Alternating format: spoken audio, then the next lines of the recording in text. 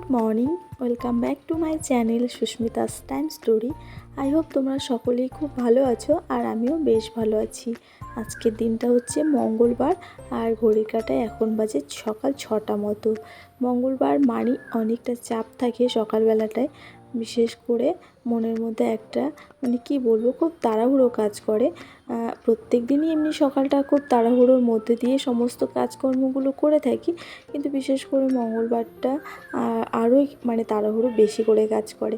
কারণ রাত্রেবেলা থেকেই এটা ভেবেই ঘুমোনো হয় যে খুব সকাল সকাল ঘুম থেকে উঠবো আর তাড়াতাড়ি কাজগুলোকে করে বাসি কাজগুলোকে কমপ্লিট করে একটু স্থির মনে হাতে সময় নিয়ে হনুমান চালিসাটা পাঠ করব। এটাই রাত্রেবেলায় ভেবে ভেবে ঘুমাই। কোনো দিন তো খুব সকাল সকাল ঘুম থেকে উঠে পড়ি, আবার কোনো দিন কিন্তু দেরিও হয়ে যায়। তো যাই হোক, আজকে কিন্তু তাড়াতাড়ি উঠে গেছি 5:30টার দিক করে। তো তারপরে একে একে কাজকর্মগুলো শুরু করব। আর প্রতিনিয়তই কিন্তু ঘুম থেকে উঠে যে সমস্ত কাজগুলো ডেইলি করে থাকি সেগুলো টুকিটাকি তোমাদের সঙ্গে শেয়ার করব। তো প্রথমে ঘুম থেকে উঠে জানলা দরজাগুলো খুলে আমি কিন্তু ছাদে গেলাম পাখিদেরকে খাবার দিতে। আর দেখতেই পেলে পাখিরাও কিন্তু আমার অপেক্ষাতেই থাকে যে কখন আমি ছাদে যাব, আর ওরা কিন্তু একে একে চলে আসে। যেদিন ছাদে যেতে পারি না সেদিন না ওরাও কিন্তু অপেক্ষা করে থাকে, আর দেখেও কিন্তু খারাপ লাগে যে আজকে খাবারটা দিতে পারিনি। ওরা কিন্তু আশাতেই থাকে। তো তারপরে ছাদ থেকে এসে আমি ডাইনিংটা রান্নাঘরটা ঝেড়ে নিয়েছি, আর এখন দুয়ারে জলটাও দিয়ে নিলাম। তারপরে রান্নাঘরটাকে সুন্দর করে মুছে এবার ঘরে যাব, ঘরটাকে ভালো করে গুছিয়ে তারপরে ঘরটা ঝেড়ে মুছে নেব। আসলে সকালবেলার কাজটা একটু বেশিই থাকে, আর সকালবেলায় কাজগুলো যদি খুব পরিষ্কার পরিচ্ছন্নভাবে করে নেওয়া যায় তাহলে দেখবে সারাটা দিনে না কাজকর্ম করতে অতটা চাপ থাকে না আর কি। কারণ সকালবেলায় ঝাড়ঝাঁটা দেওয়া গোছানো এই কাজটাই কিন্তু অনেকটাই চাপের, আর সেই কাজটাই যদি ভালোভাবে পরিষ্কারভাবে করে নেওয়া যায় তাহলে সারাটা দিনে ওই গোছানো বা কি বলবো, একটা চাপের ব্যাপার থাকে না। তো রান্নাঘরটা তো প্রতিনিয়তই 2-3বার এমনিতেই মোছা হয়ে যায়, তবুও সকালবেলাটায় মোছা হয় ওই বাসি কাটানোর জন্য। সত্যি কথা বলতে তো আমি তো বলেই থাকি তোমাদেরকে, বা আমার যেটা মনে হয় ব্যক্তিগতভাবে, যে মানুষটা যে কাজ করে শান্তি পায় তাকে সেই কাজটা নিয়েই থাকতে দেওয়াটাই বেটার, তাই না? তো আমি দেখো সেভাবে পুজো পাঠ করি না। তোমরা হয়তো বলবে যে পুজো পাঠ দিদিভাই তোমাকে তো করতে দেখিই না, বা সেভাবে তোমাদের সঙ্গে শেয়ারও করি না এখন। আগে কিন্তু আমি করতাম আমাদের ঠাকুর ঘরে, কিন্তু ইদানিং ওই কিছু কিছু ব্যাপার থাকে যেখানে কি বলবো, মন মতো করে কোনো কাজ হয় না, বা যেখানে হাজার জনের হাজার রকম মতামত চলে সেখানে সেই কাজটা করতে কিন্তু ভালো লাগে না। এক মনে এক কাজ করবে তো সেই কাজটা ভালোভাবে হবে, আর শান্তি নিজের মনে কিন্তু অনেকটা শান্তিও পাবে। আর ওই হাজার জন এসে হাজার রকমের মতামত খাটাবে আর হাজার রকমের কথা বলবে, আর তার মাঝখানে গিয়ে তুমি সেই কাজটা করে কিন্তু কখনোই শান্তি পাবে না। তো সেই জন্য আমি আমার ঠাকুর আমাদের বাড়িতে যে ঠাকুর ঘর রয়েছে সেই ঘরে আমি কিন্তু পুজো দিতে যাই না। ইদানিং আমি পুজো দেওয়া কিন্তু বন্ধ করে দিয়েছি। আর আমি আমার ঘরে একটা হনুমানজির ছবি রেখেছি আপাতত। আমি ঠাকুরের জায়গা আমি করে উঠতে পারিনি। দেখো, আমি জানি যে বেডরুমে ঠাকুর পাততে নেই বা ঠাকুরের সেবা পুজো করতে নেই, কিন্তু সব সময় তো আর সব রকম পরিস্থিতি থাকে না। যাদের সামর্থ্য নেই আলাদা ঠাকুর ঘর করার বা আলাদাভাবে ঠাকুরের জায়গা তৈরি করার, তারা কি করবে, তারা যেখানে থাকে সেখানেই ঠাকুরকে বসিয়ে কিন্তু পুজো পাঠ করে থাকে।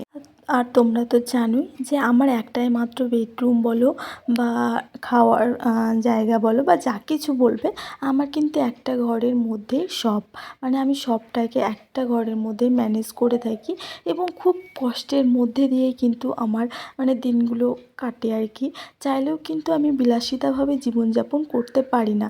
বিলাসিতা করার আমাদের অনেক জায়গা রয়েছে, অনেকটা অনেক কিছুই রয়েছে, তবুও আমি পারি না। ওই যে কি বলবো, সব সময় তো আর সব পরিস্থিতি থাকে না। তো সেই জন্য আর কি ভগবান আমাকে যেখানে যেভাবে রেখেছে আমিও চাইছি যে সেইখানেই আমি একটা ঠাকুর আসন পাতবো, এবং আমি আমার মন মতো করে ঠাকুর সেবা পুজো করব। আসলে ঠাকুরের আলাদা করে ঠাকুর ঘর করলেই বা ঠাকুর বসিয়ে সেখানে তার পুজো পাঠ করলেই যে সেখানে ঠাকুর থাকবেন বা ঈশ্বর কি বলবো, ঈশ্বরের কৃপা তাদের উপর সবসময় থাকবে, সেটা কিন্তু আমি কখনোই মনে করি না। আমার মনে হয় যে ভক্তিটাই সবথেকে বড় কথা, যার যেমন ভক্তি ঈশ্বরের কৃপা কিন্তু তার উপর তেমন রয়েছে। তো সেই জন্য আমার মনে হয় যে তুমি মন থেকে যেখানে, সেটা বনে জঙ্গলে ঘরে বা যে জায়গা থেকে ঈশ্বরকে ভক্তি ভরে ডাকবে, ঠাকুর কিন্তু সেই তোমার ডাকে কিন্তু সেখানেই সাড়া দেবেন। তো আমার মনে এটাই বলে, তো আমি সেই জন্য আর কি অনেক কিছু মনকে বুঝিয়ে, জানো তো, অনেক নেগেটিভিটি কাটিয়ে আমি আমার নিজের মনকে একভাবে আমি তৈরি করেছি, এবং সেইভাবে আমি কিন্তু খুব কষ্টের মধ্যে দিয়ে বা হাজারো কষ্টের মধ্যে দিয়েও কিন্তু অনেক শান্তিভাবে দিনগুলোকে কাটাচ্ছি। হতে পারে আমার কোনো হাইফাই রুম নেই, হাইফাই ফার্নিচার নেই, বা হাইফাই কোনো কিছুই নেই বিলাসিতা করার মতো, তবুও কিন্তু অনেকটা পরিমাণে শান্তি আর অনেকটা পরিমাণে ভালোবাসা রয়েছে আমার সংসারে। তো সেই জন্য আমি এই টুকটুক করে এগিয়ে যাচ্ছি, আর আমার দিনগুলো কিন্তু ভালোভাবেই কেটে যাচ্ছে ঈশ্বরের কৃপায়। আর আশা করব আগামী দিনগুলোতেও ঈশ্বরের কৃপার পাশাপাশি তোমাদের ভালোবাসাও যদি আমার সাথে থাকে, তাহলে অবশ্যই ভালোভাবে দিনগুলো কাটবে। তবে ইচ্ছে আছে, জানো তো, যে খুব তাড়াতাড়ি আমি একটা ঠাকুর আসন ঠিক করব, এবং আমি আমার কি বলবো, ইচ্ছে মতোভাবে ঠাকুরের সেবা পুজোটা করার চেষ্টা করব। তো যাই হোক, কিন্তু এখন যেহেতু আমি পুজো পাঠ করতে পারছি না, তবে হনুমান চালিসাটা আমি পাঠ করি। আর এটাতেই না আমার সারাটা দিনের ক্লান্তি বলো, এনার্জি বলো, ক্লান্তি, কষ্ট, সমস্ত কিছু কিন্তু কেটে যায়।